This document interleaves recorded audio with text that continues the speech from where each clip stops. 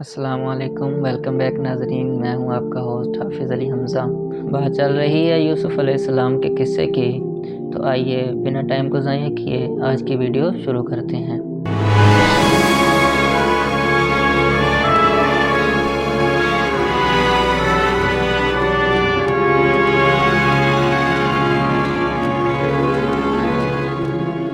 واقعہ یہاں تک پہنچا تھا کہ جب برادران یوسف دوبارہ یوسف علیہ السلام کے پاس آئے تھے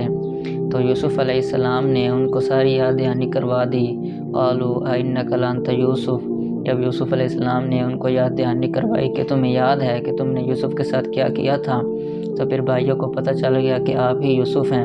تو اس کے بعد اب بھائیوں کا رد عمل کیا تھا اور بھائیوں نے کیا کہا، آئیے جانتے ہیں۔ تاللہ لقد آثرک اللہ علینا وإن کنا لخاطئین، اللہ کی قسم کہ اللہ نے آپ کو ہم پر فضیلت اور برتری دی ہے۔ جو آپ کو چیزیں اللہ تعالیٰ نے عطا کی ہیں وہ ہمیں عطا نہیں کی، آپ پر اللہ تعالیٰ کا بہت ہی بڑا فضل ہوا ہے۔ وإن کنا لخاطئین، اور ہم اس بات کا اقرار بھی کرتے ہیں کہ ہم خطا کار تھے، ہم نے آپ کے ساتھ اور بنیامین کے ساتھ اور اپنے والد کے ساتھ اور اپنے آپ کے ساتھ ہی ہم نے برا کیا ہے۔ وإن کنا لخاطئین، ہم خطا پر تھے۔ تو جب بھائی معذرت کر چکے تو یوسف علیہ السلام بھی چونکہ نبی تھے اور نبی کا کام ہی ہے کہ جس نے اس کا دل دکھایا ہے، جس نے اس کے ساتھ ظلم اور زیادتی کی ہے، نبی تو معافی کرتا ہے۔ تو یوسف علیہ السلام نے فرمایا لا تثریب علیکم اليوم، آج کے دن تم پر کوئی ملامت نہیں، جو تم نے کیا سو کیا، اور جو تم نے اس وقت کیا تھا تو تم جہالت کی حالت میں تھے، تم ناواقف تھے، تمہیں معلوم نہیں تھا، اس وجہ سے میں آج تم سے کوئی بدلہ نہیں لوں گا، آج تم پر کوئی ملامت نہیں ہے۔ اور اس کے بعد یوسف علیہ السلام نے اپنے بھائیوں کے لیے پھر دعا بھی کی، یغفر اللہ لکم، کہ اللہ تعالیٰ تمہاری بخشش فرمائے، اور اللہ تعالیٰ تو بڑا غفور الرحیم ہے، بڑا مہربان ہے، بڑا رحم کرنے والا ہے، وہ تمہیں بخش دے گا۔ میں اللہ سے دعا کرتا ہوں کہ اللہ تعالیٰ تمہیں بخش دے۔ اب چونکہ حضرت یوسف علیہ السلام کے والد یعنی یعقوب علیہ السلام کی بینائی یوسف علیہ السلام اور بنیامین کے غم میں ختم ہو چکی تھی رو رو کر، تو یوسف علیہ السلام نے کیا کیا کہ اپنا کرتا اتار کر بھائیوں کو دیا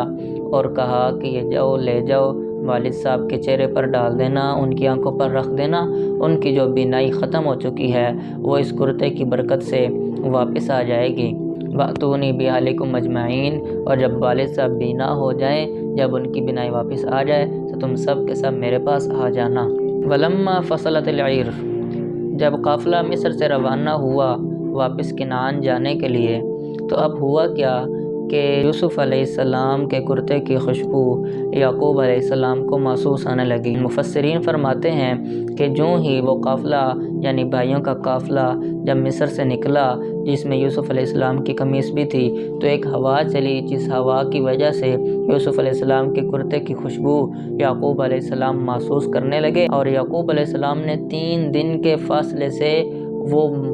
خوشبو محسوس کر لی تھی، یعنی اگر پیدل بندہ چلے تو 3 دن لگ جاتے تھے،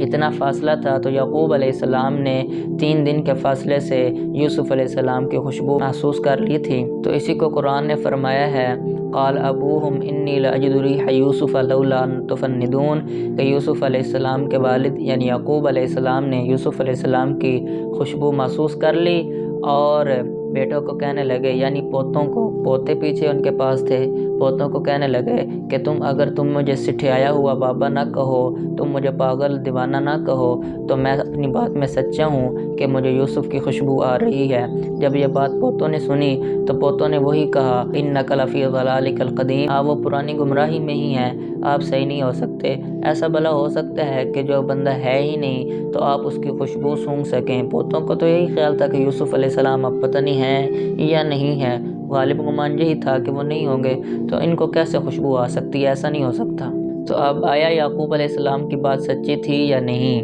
اور پوتے اپنی بات میں سچے تھے یا نہیں، اس کے بعد کیا ہوا وہ انشاءاللہ آنے والی ویڈیو میں بیان کریں گے۔ آپ سے گزارش ہے اگر آپ کو ویڈیو پسند آئی ہو تو لازمی لائک اور شیئر کیجیے گا۔ اللہ تعالیٰ آپ کو جزائے خیر عطا فرمائے۔ ملتے ہیں نیکسٹ ویڈیو میں، اللہ حافظ۔